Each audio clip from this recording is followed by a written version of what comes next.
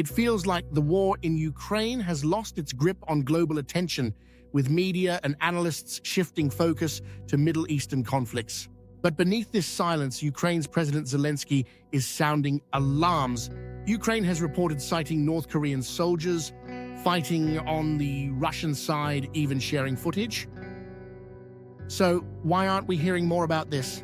While the world watched, the US Department of Defense quietly confirmed these claims.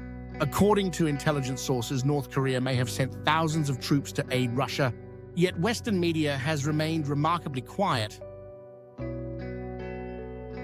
Some downplay the numbers, suggesting only 10,000 North Korean soldiers. But the question isn't just how many are fighting, it's why they're fighting and what they represent. Ukraine's claims aren't just about numbers.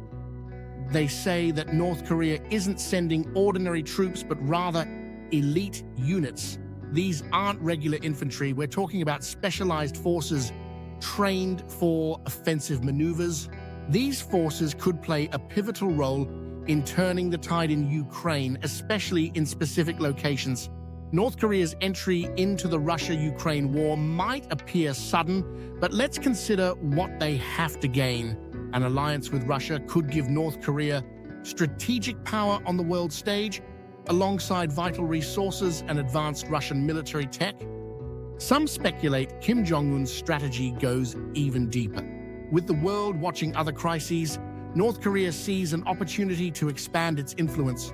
Adding North Korean forces allows Russia to conserve its own troops, but there's a greater strategy at work. Russia, under pressure from Ukrainian advances, could be using North Korean forces to spread Ukraine's resources thin. There's speculation that Russia hopes to distract Ukraine by reinforcing areas like the strategic region of Kursk, where North Korean troops might be stationed. Experts like foreign policy analyst Kath Johnson warn that North Korea's involvement isn't just a desperate ploy, it's a move that could change the game entirely. North Korean troops bring experience in guerrilla warfare and tactics that could unsettle Ukrainian forces. Johnson even suggests that North Korean support may allow Russia to shift focus back to other regions while leveraging these foreign soldiers as expendable assets. One puzzling aspect is America's measured response. The US has verified the presence of North Korean soldiers, yet we haven't seen a forceful reaction.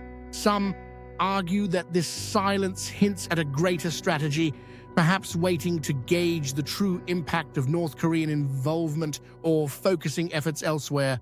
But what if this new partnership signals something even more dangerous? North Korea's nuclear ambitions are no secret, and with Russia's support, could they be inching closer to actualizing those goals?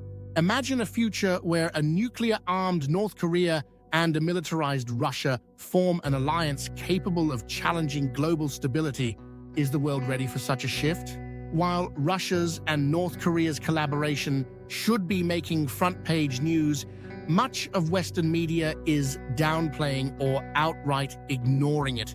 Some experts believe this is a strategy to prevent public panic or deter enemy morale boosting, while others see it as a lack of awareness about the potential risks this alliance poses. This North Korea-Russia alignment could be just the beginning. Countries like Iran are also reportedly arming Russia with drones and missiles. Could this be part of a larger plan? A network of nations pushing back against Western hegemony. If North Korea's troops make a significant impact, other states might feel encouraged to join this unofficial coalition. For Ukraine, this means a new and formidable opponent on the battlefield.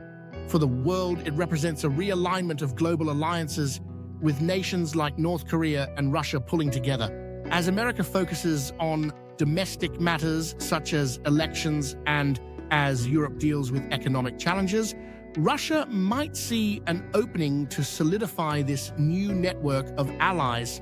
America's political landscape is changing.